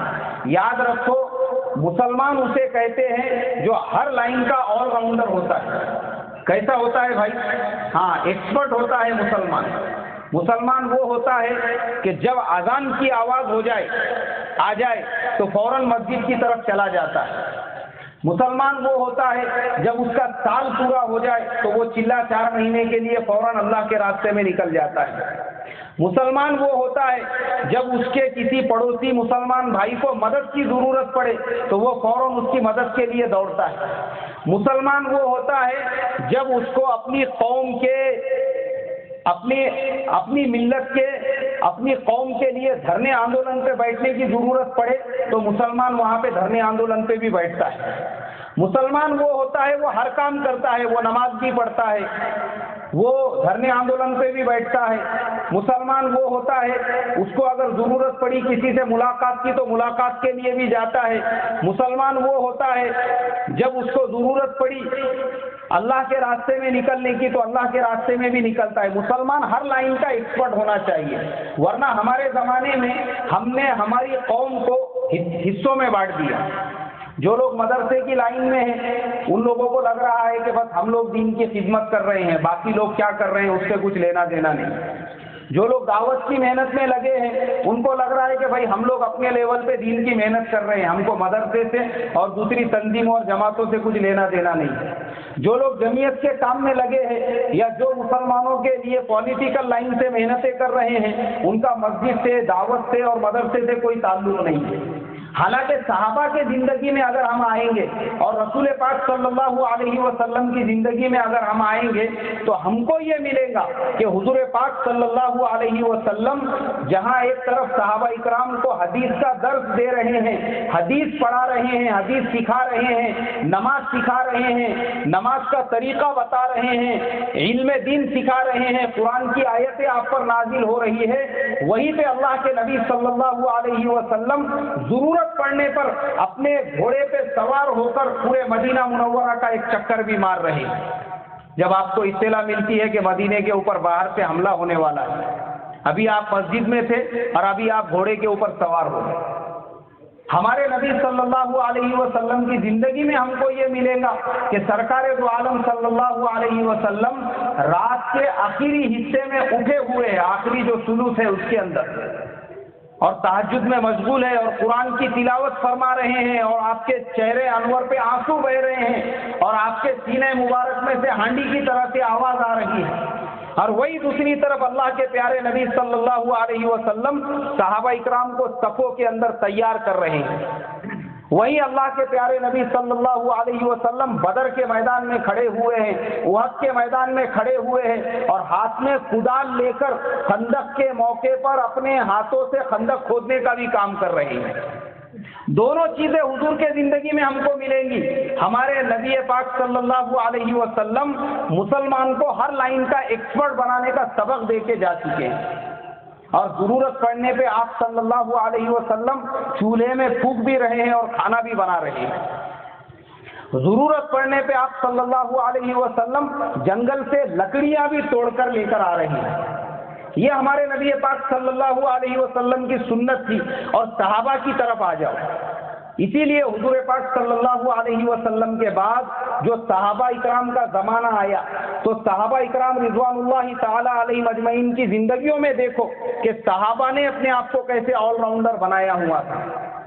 ایک طرف آپ کو ملے گا حضرت عبداللہ ابن عباس رضی اللہ تعالیٰ عنہ ایک انصاری صحابی سے کہہ رہے ہیں کہ بھائی حدیثوں کو جمع کریں گے، اگر حدیثوں کو نہیں جمع کریں گے تو پھر اللہ کے نبی کا علم دنیا کے اندر ضائع ہو جائے گا۔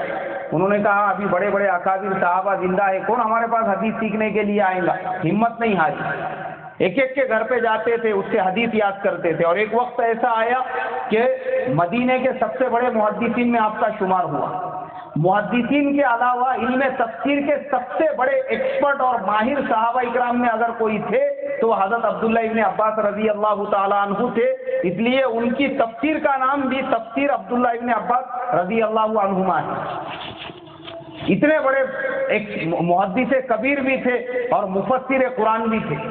اب دوسرا پہلو اگر آپ دیکھیں گے انہی کی زندگی کا تو آپ کو یہ ملے گا کہ حضرت علی کرم اللہ وجہہ کے ساتھ میں تقریباً 10 سے زیادہ اللہ کے راستے میں انہوں نے لڑائیاں لڑی۔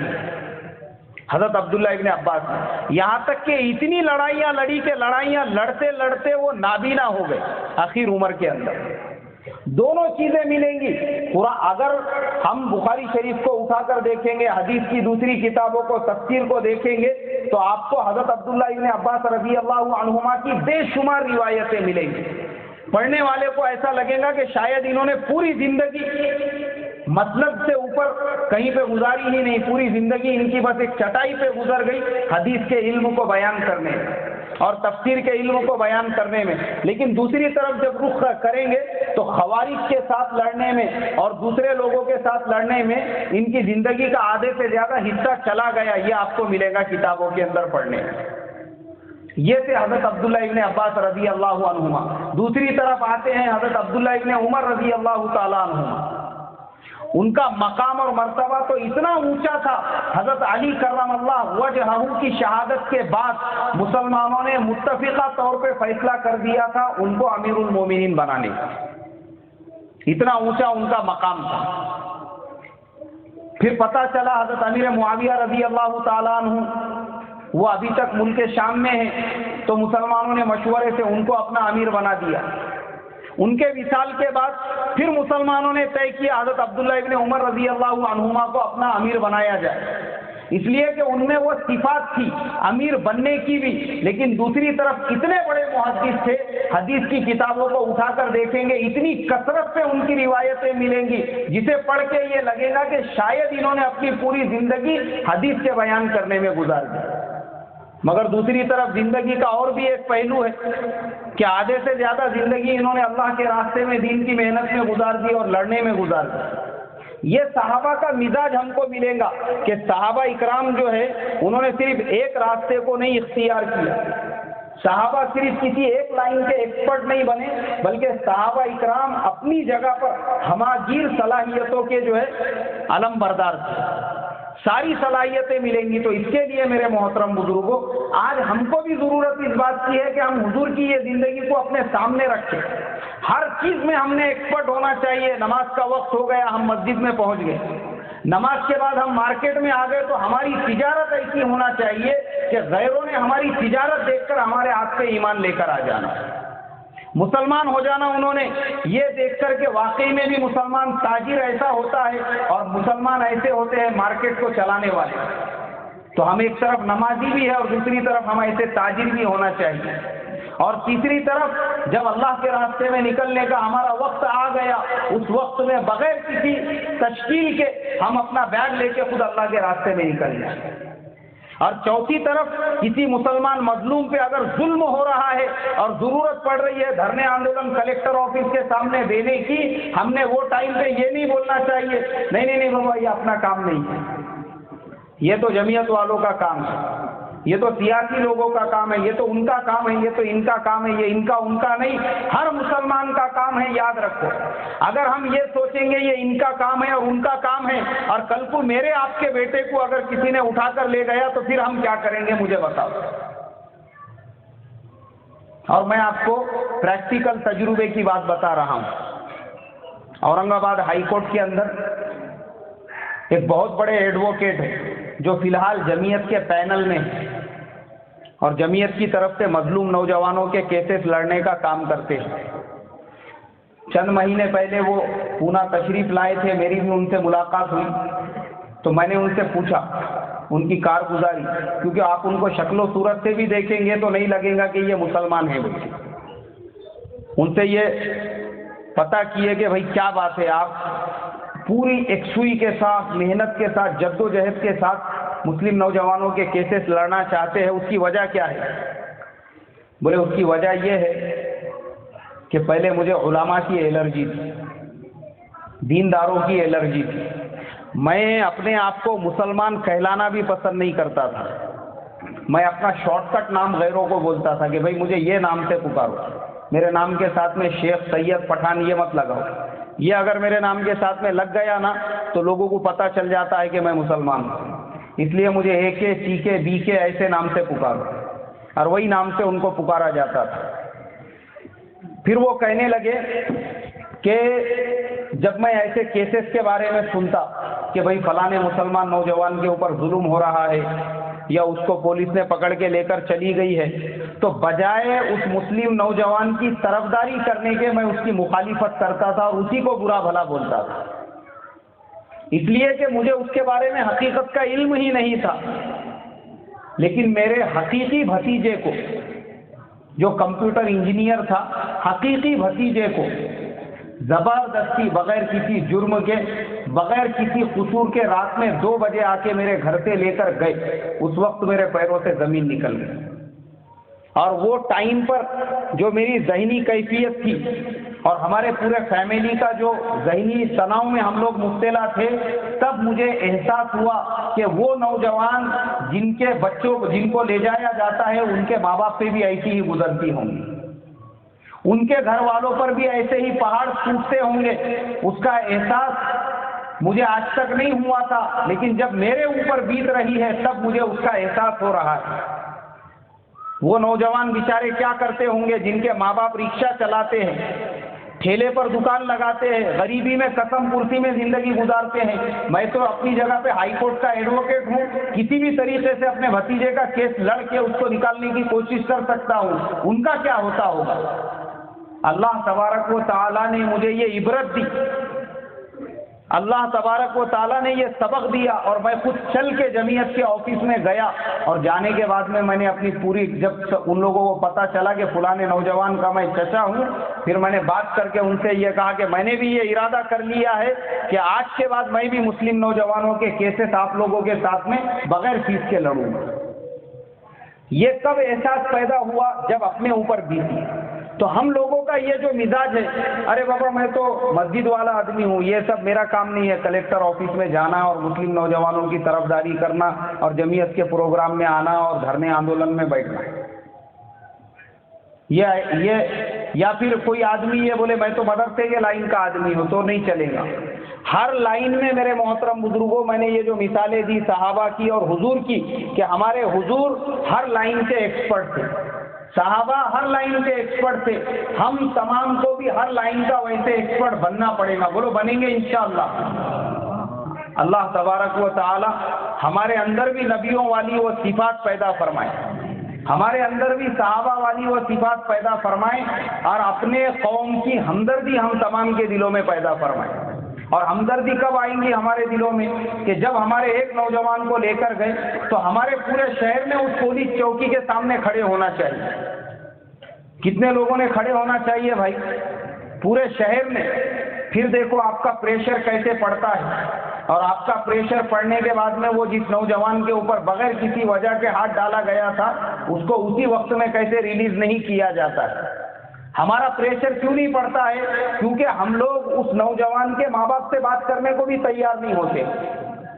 اب ہماری پوروں کی طاقت مل کے اگر جمعیت کے ساتھ میں لگے گی اور ہم ہر لائن کا کام کریں گے، ایک طرف ہم نماز بھی پڑھ رہے ہیں، تاجر بھی ہے، اللہ کے راستے میں بھی جا رہے ہیں، جمعیت کا بھی کام کر رہے ہیں، تو پھر دیکھو اللہ تبارک و تعالی ہم سے بھی وہ کام کیسے لیتا ہے جو اللہ تبارک و تعالی نے صحابہ اکرام سے لیا، پھر اللہ ہم کو بھی اس کے لیے کیسے قبول کرتا ہے۔ تو اس کے لیے میرے محترم بزرگوں، شروع سے لے کے اب تک جو تمام باتیں میں نے بتائی ہے اس کو لکھ کے رکھو اپنے پاس، پوائنٹ ٹو پوائنٹ، یا اپنے ذہن میں اتار دو کہ سب سے پہلی چیز اپنے بچوں کو ہائر کوالیفائڈ بنانا ہے۔ کیسا کوالیفائڈ بنانا ہے؟ ہاں، چاہے ہم کو اس کے لیے اپنے گھر پہ 4 دن میں 1 مرتبہ کیوں نہیں گوشت لانا پڑے، کوئی ضرورت نہیں ہے روز گوشت کھانے کی، ہفتے میں 1 مرتبہ لانا پڑے چلے گا، مگر وہ پیسے ہم اپنے بچے کے ٹیوشن کلاسز میں اور بچے کے ایجوکیشن میں خرچ کر کے اپنے بچے کو اچھے سے اچھا MBBS ڈاکٹر بنائیں گے، ہائر کوالیفائڈ انجینئر بنائیں گے، ہائر کوالیفائڈ اس کو لیکچرر پروفیسر بنائیں گے، ہائر کوالیفائڈ اس کو LLB کرائیں گے۔ آپ دیکھو ایسے کئی مسلمان ہیں دین کے ساتھ میں جو سیکھ کر آئے وہ قوم کی خدمت کر رہے ہیں، تو آپ بھی یہ نیت کرو کہ ہم بھی اپنے بچے کو پڑھائیں گے، بولو انشاءاللہ۔ اور دوسری نیت یہ کرو کہ اس کے علاوہ اگر ہمارا بچہ گریجویشن کرتا ہے، مان لو BA کرتا ہے، BSc کرتا ہے، BCom کرتا ہے، اس کے بعد اس کو MSc MCom یا پھر MA کرنے لگاؤ، اور گورنمنٹ کی جتنی ویب سائٹس ہے ان ویب سائٹس پہ ہر فیکلٹی کی جاب کے لیے اپلائی کرنے لگا، ہر فیکلٹی کے لیے۔ وہ پرانا زمانہ گیا جب نوکریاں رشوت دے کر ملتی تھی، آج نوکریاں ملتی ہے آپ کے پرسنٹیج کے بیس پر۔ پرسنٹیج کے باوجود بھی اگر کوئی آپ کو ریجیکٹ کرتا ہے تو آپ کے پاس میں آج اتنا حق حاصل ہے، آپ پورے ڈاکیومنٹ کے ساتھ میں اس آفیسر کے اگینسٹ میں کمپلین کر سکتے ہیں اس کے اوپر کے آفیسر کو کہ میرا کوالیفیکیشن لیول اس پد کے لیے برابر ٹھہرتا ہے، پھر بھی میری بجائے دوسرے کو یہ پد کیوں دیا گیا۔ آپ کے پاس اتنا حق ہوتا ہے۔ اور یاد رکھو، آپ آن لائن اگر اپلائی کرتے ہیں، آپ کے پاس میں پروف ہوتا ہے، آپ کو فوراً ان کا میل آتا ہے ادھر سے کہ آپ نے اپلائی کیا ہوا ہے، تو آپ کے پاس میں ریسیٹ ہے ان کی۔ مان لو اگر آپ ہینڈ ٹو ہینڈ دیتے ہیں تو ہو سکتا ہے اس میں کوئی آپ کے ساتھ میں دھوکہ دھڑی کا معاملہ کرے، لیکن ادھر کوئی آپ کے ساتھ دھوکہ دھڑی کا معاملہ نہیں کر سکتا۔ تو اپنے بچوں کو، اور دوسرا اس کے علاوہ اس سے اوپر کا جو کوالیفیکیشن ہے وہ دلانے کی کوشش کرو۔ جتنا اوپر کی جو پوسٹ ہے، جیسے یو پی ایس سی ہے، ایم پی ایس سی ہمارے مہاراشٹر میں ہے، ہو سکتا ہے آپ کے یہاں پہ ایم پی ایس سی کی جگہ پہ جی پی ایس سی ہوگا گجرات کے اندر۔ وہ جو کوالیفیکیشن ہے وہ ویسا ایکسپرٹ بناؤ اپنے بچوں کو، تو ہمارے بچے اوپر کے لیول پر جائیں گے۔ اور یہ نا امید نہیں ہونے کا، ہم مسلمان بہت جلدی نا امید ہو جاتے ہیں۔ ارے کہاں اپنے کام دھندے ہیں مولانا، رکا میں باتیں لگائے، بولے تم نے اپنے مقدر میں وہی رکشا ہے، صبح اٹھنے کا، کک مارنے کا، نکلنے کا۔ بولے ایک جگہ پہ میں ایسی بات کر رہا تھا، وہاں ایک صاحب نے ایسی بولے مجھے آ کے، ارے یہ سب اپنے لوگوں کی باتیں ہیں کیا؟ بولے اپنے کو کہاں ملتے بولے نوکریاں؟ تو نوکری کے لیے نہیں کرنے کا، اپنے بیٹے کو صلاحیت مند بنانے کے لیے کرنا ہے۔ اور ہم اس ملک کے ناگرک ہیں، نوکری کی ان کے باپ کا کوئی دادا گیری نہیں ہے کسی کی کہ وہ ہم کو نوکری نہیں دے سکتے۔ ہم بھی یہاں کے ناگرک ہیں، عزت سے نہیں دے رہے تو لڑ جھگڑ کے بھی ہم لے سکتے ہیں، کیونکہ ہم یہاں کے ناگرک ہیں، متدان کارڈ ہے ہمارے پاس، آدھار کارڈ ہے، ہم کوئی دوسرے ملکوں سے بھاگ کے یہاں پہ آئے ہوئے نہیں ہیں۔ تو جب ہمارے پاس لیگل طریقے سے پورے ڈاکیومنٹ ہیں، اگر ہم کو نہیں مل رہا ہے تو میں نے آپ کو وہی طریقہ بتایا، آپ کے پاس میں لیگل جب سب چیزیں ہمارے پاس میں ہیں، وہ زمانے گئے ابھی جو زمانے میں ذاتی واد کر کے بولو یا مسلمانوں کے ساتھ میں بھید بھاؤ کر کے ہم کو ریجیکٹ کیا جاتا تھا، آج ہر چیز آن لائن ہو چکی ہے۔ کوئی کرتا بھی ہے اس کے اوپر کے ادھیکاری کے پاس میں اس کی کمپلین کرنے کا، نہیں تو ڈائریکٹ آپ کے یہاں سے تو احمد آباد قریب ہی ہے، جو اس لائن کا منسٹر ہے وہاں جا کے اپلیکیشن دینے کا، اور جس نے آپ کی اپلیکیشن کو ریجیکٹ کیا اس کے اگینسٹ میں کمپلین دینے کا کہ پورے پیپر سبمٹ کرنے کے بعد بھی ہم کو کیوں ریجیکٹ کیا گیا۔ یہ آپ کا حق ہے، مسلمانوں کو اپنا حق معلوم ہونا چاہیے، یہ تمام حقوق ہے ہمارا۔ اور ایک سب سے بڑا مسئلہ یہ ہے کہ ہمارے دماغوں میں سب سے بڑی غلط فہمی یہ بیٹھ چکی ہے کہ ہم نے خود نے ہی اپنے آپ کو ذہنی غلام سمجھ لیا ہوا ہے۔ ہم کو لگتا ہے کہ اس ملک پہ ہمارا کوئی حق اور ادھیکار نہیں ہے، ہم یہاں کے سیکنڈ سٹیزن ہیں۔ اور میں اس کا بھی آپ کو ایک میرے ساتھ میں ہویا ہوا واقعہ سناتا۔ میں سائیکل کے اوپر جا رہا تھا، ہمارے مسجد سے کہیں پہ سائیکل کے اوپر میں جا رہا تھا، تو اتفاق سے ایک غیر صاحب جو ہے وہ کسی بھاری کار میں جا رہے تھے، اور انہوں نے مجھے پیچھے سے دھکا مار دیا، جس کی وجہ سے سائیکل بھی گر گئی اور میں بھی گر گیا۔ میں گرنے کے بعد میں وہ باہر نکلے، اور نکلنے کے بعد وہ الٹا میرے اوپر ہی دادا گیری دکھانے لگے کہ آپ سائیکل برابر چلا رہے نہیں تھے، آپ نے زبردستی ہمارے گاڑی کے سامنے لے کر آئے۔ پھر میں نے بھی ان سے کہا، میں نے کہا آپ غلط بات کر رہے ہیں، بالکل غلط بات ہے، یہ آپ کی غلطی ہے، آپ کا کام تھا کہ آپ کے آگے اگر کوئی سائیکل والا چل رہا ہے تو آپ نے ہارن دینا چاہیے تھا، تو میں سائیڈ میں ہو جاتا۔ آپ کو لگا کہ آپ مجھے کٹ مار کے نکل جائیں گے بغیر ہارن بجائے کے، یہ غلطی آپ کی ہے۔ بس ہم لوگوں میں ایسی بات چیت چل رہی تھی، اتنے میں ایک مسلمان صاحب آ گئے ادھر سے اسکوٹر پہ بیٹھے گئے، انہوں نے اپنی گاڑی روک دیے، اور اتفاق سے وہ گورنمنٹ کے امپلائی تھے، ان کو ماہانہ تنخواہ ملتی تھی گورنمنٹ کی طرف سے۔ وہ مجھے کہنے لگے ارے امام صاحب کیا ہوا؟ میں بولا بھائی ایسا ایسا مسئلہ ہو گیا۔ میں ان کو وہی بول رہا تھا کہ آپ نے ہارن دینا چاہیے تھا۔ اب دیکھو وہ مسلمان صاحب کے جملے، وہ مجھے کہنے لگے ارے جانے دو، چھوڑو، اتنی سی بات کو کہاں دل پہ لے کے بیٹھے، ایک تو ان کے ملک میں اپن رہ رہے اور تم ان کو دادا گیری دکھا رہے۔ بولے وہ مسلمان صاحب کے جملے دیکھو، ان کے بولنے کا انداز. ایک تو ان کے ملک میں رہ رہے بولے، اور اس کے بعد تم ان کو دادا گیری دکھا رہے. میں بولا گورنمنٹ کی پیمنٹ آنکھ کو لگ رہی ہے یار تمہارے، اس لیے منہ میں سے جملے بھی گورنمنٹ کے نکل رہے ہیں. کس نے بولا؟ میں بولا تم کو ان کے ملک میں رہ رہے. کیا سرٹیفکیٹ ہے؟ میں بولا تمہارے پاس. ہمارے باپ داداؤں نے ایسی اپنا خون اس ملک کے مٹی میں نہیں ملایا ہوا ہے. جنگ آزادی میں بولا میرے باپ دادا نے جتنا خون بہایا نا، ان کے باپ دادا نے پسینہ بھی نہیں بہایا ہوا ہے اتنا. اور کیا نکامی باتیں کر رہے آپ کہ ان کے ملک میں رہ رہے. ارے ہماری برکتوں سے یہ آج آزادی کے ساتھ میں گھوم رہے، ورنہ ہمارے باپ دادا جنگ آزادی کی لڑائی نہیں لڑتے تھے تو ان کو اور کتوں کو تو ہوٹلوں میں بھی آنا منع تھا، ان کو تو ٹرین میں بھی نہیں بیٹھنے دیتے تھے. آج یہ جو آزادی کی سانس لے رہے اور 55 لاکھ کی گاڑی میں جو گھوم رہے، انہوں نے ہمارے باپ دادا کا روزانہ شکریہ ادا کرنا چاہیے کہ 80,000 علماء کو سولی پر چڑھایا گیا اور علماء نے انگریزوں کے اگینسٹ میں فتوے دیے اور جنگ آزادی کو لڑا، تب جا کے اس ملک کو آزادی ملی اور یہ 55 لاکھ کی کار میں بیٹھنے کے لائق بنے. نہیں تو گھوڑے کے ٹانگے پہ بھی نہیں بیٹھنے دیتا تھا ان کے جیسوں کو کوئی. اور بورڈ لگے ہوئے ہوتے تھے، آپ لوگوں کو پتا ہونا چاہیے انگریزوں کے زمانے میں کہ dog and Indians not allowed بول، ٹرینوں میں بھی اور ہوٹلوں کے اوپر بھی. اور میں بولا تم بول رہے ان کے ملک میں. تو آج ہماری ان کی جو بات ہے، میں نے کیوں سنایا، ہماری نفسیات کے اوپر سے کہ خود ہماری نفسیات ایسی ہو چکی ہے. تو پہلے اپنے دل و دماغ میں سے یہ نکالو، پہلے اپنے دل و دماغ میں یہ گھساؤ کہ ہم لوگ اوریجنل انڈین ہیں بول کے، اور ہم کو ایک ہندوستانی مسلمان ہونے پر فخر ہونا چاہیے کہ ہم لوگ اوریجنل کون ہیں بھائی؟ انڈین مسلم ہیں. بولو کون ہیں ہم لوگ اوریجنل؟ ہاں، ہم لوگ ہندوستانی مسلمان ہیں. اور اس زمین کو آزاد کرانے کے لیے ہمارے باپ داداؤں نے جتنا خون بہایا ہوا ہے، آج جو ہم کو حقارت کی نظر سے دیکھ رہے ہیں، ان کے باپ داداؤں نے اتنا پسینہ بھی نہیں بہایا ہوا ہے.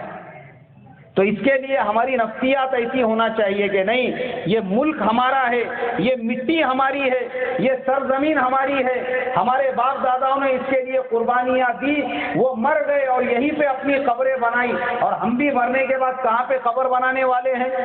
یہیں پہ اپنی قبر بنانے والے.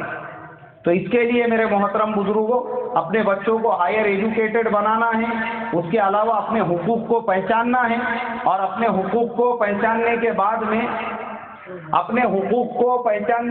میں جیسا میں نے کہا الگ الگ فیکلٹی کی تعلیم دلانے کے ساتھ میں ہم کو متحد ہونا ہے، اور پولیٹیکل لائن سے بھی ہم کو ایکٹیو بننا ہے، اور جمعیت علماء ہند کا ہم کو ساتھ دینا ہے. اور جمعیت علماء ہند کا ساتھ دیتے ہوئے جب بھی جمعیت کی کسی بھی لائن سے آواز لگی، اس آواز کے اوپر ہم کو لبیک کہنا ہے. بولو انشاءاللہ. اور ہماری ماں بہنیں بھی جو یہ بیان سن رہی ہیں، ان سے بھی میں ریکویسٹ اور درخواست کروں گا کہ ان ماں بہنوں کی بھی یہ ذمہ داری بنتی ہے کہ وہ بھی اپنے بچوں کو اس کا ایکسپرٹ بنائے، ماہر بنائے. وہ بھی اپنے گھروں کے اندر جو ہے ایسا ماحول بنائے، ان کے دلوں میں بھی یہ باتیں تمام آنا چاہیے جو ہم نے ہمارے بھائیوں کے سامنے بیان کی ہے، ان کی بھی ایسی خواہشات ہونا چاہیے.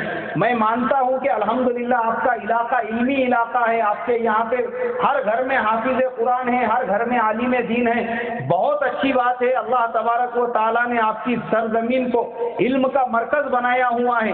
لیکن میرے محترم بزرگوں، دوسری جو چیزیں میں نے بیان کی ہے، ہم اس کو علم کے دائرے سے باہر نہیں کر سکتے، وہ تمام چیزیں بھی علم میں ہیں. تو ہماری ماں بہنوں کی ذمہ داریاں یہ بنتی ہے کہ ہماری ماں بہنیں اپنے بیٹیوں کو، اپنے بچوں کو، ان لوگوں کو اگر چاہے وہ کالج میں تعلیم حاصل کرو، اسکول میں تعلیم حاصل کرو، گھر کے اندر دینی لائن سے ان کی تربیت کیا کریں. اور یہ تمام باتیں صرف مردوں کے لیے نہیں ہیں. میں تو یہ بھی بولوں گا، اگر آپ کے شہر میں پردے کے پورے انتظام کے ساتھ میں لڑکیوں کے تعلیم کا بھی انتظام ہوتا ہے تو آپ اپنی بیٹیوں کو اچھی ڈاکٹرہ بھی بنا سکتے ہیں، آپ اپنی بیٹیوں کو اچھی تعلیم یافتہ بھی بنا سکتے ہیں. اس لیے کہ مسلمان لیڈیز کا ڈاکٹر ہونا بھی آج کے معاشرے میں بہت ضروری ہے.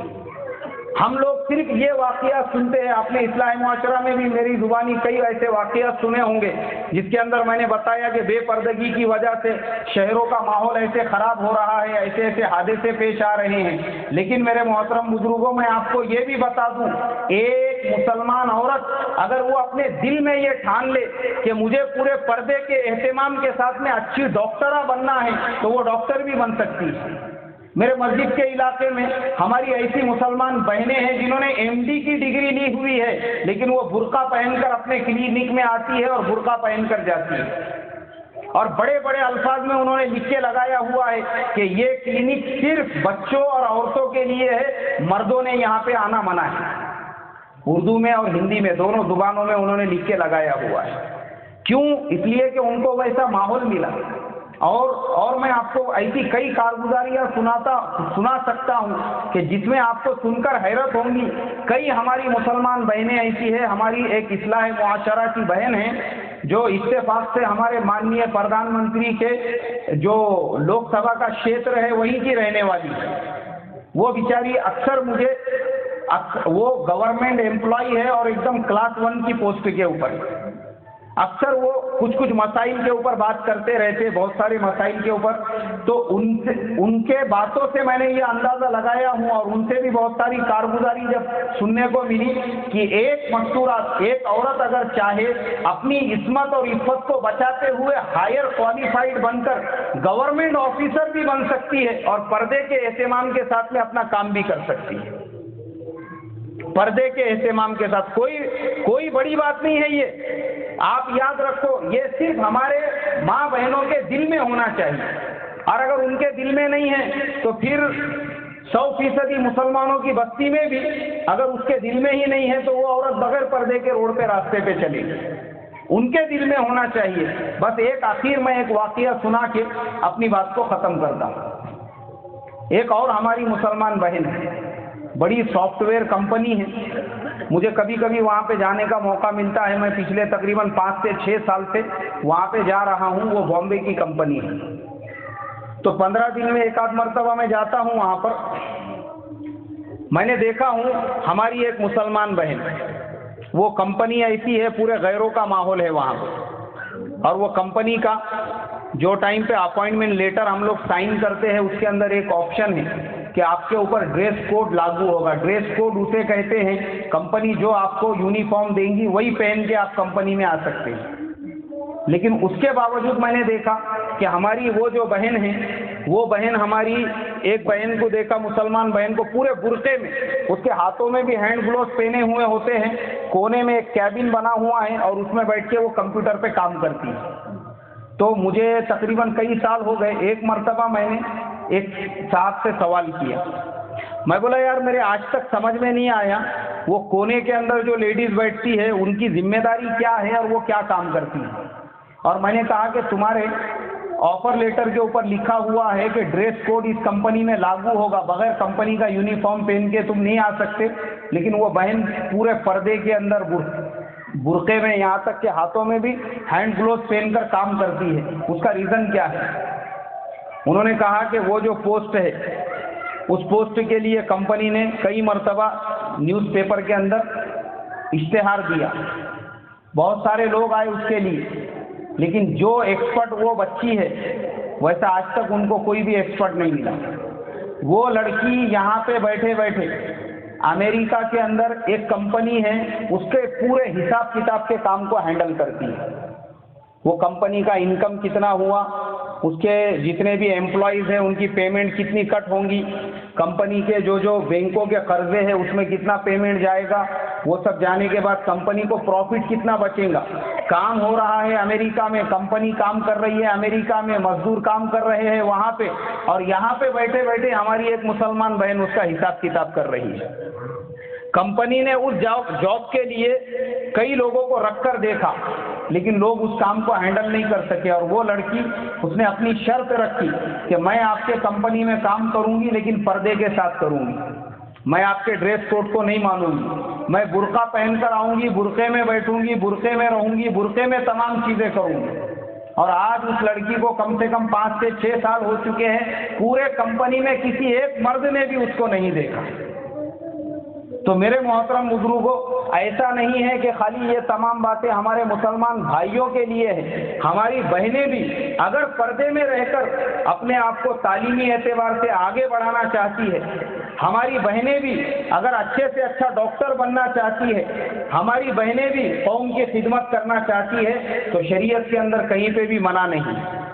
اس لیے میرے محترم بزرگوں، دوستو، میں آپ تمام لوگوں سے یہی درخواست کروں گا کہ جتنی باتیں کہی گئی، سنی گئی، اللہ تبارک و تعالیٰ مجھے بھی، آپ کو بھی، ہم تمام کو اس کے اوپر عمل کرنے والا بنائیں۔ اور کوئی بات اگر درمیان میں سبقت لسانی کی وجہ سے میری زبان سے ایسی نکل گئی ہو جو کسی کو بری لگی ہے تو میں اس کے لیے معافی چاہتا ہوں۔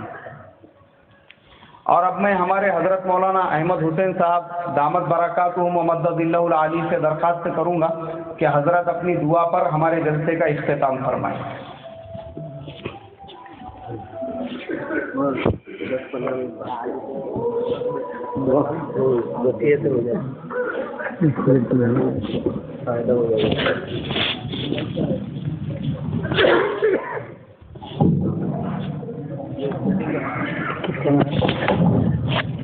درود شریف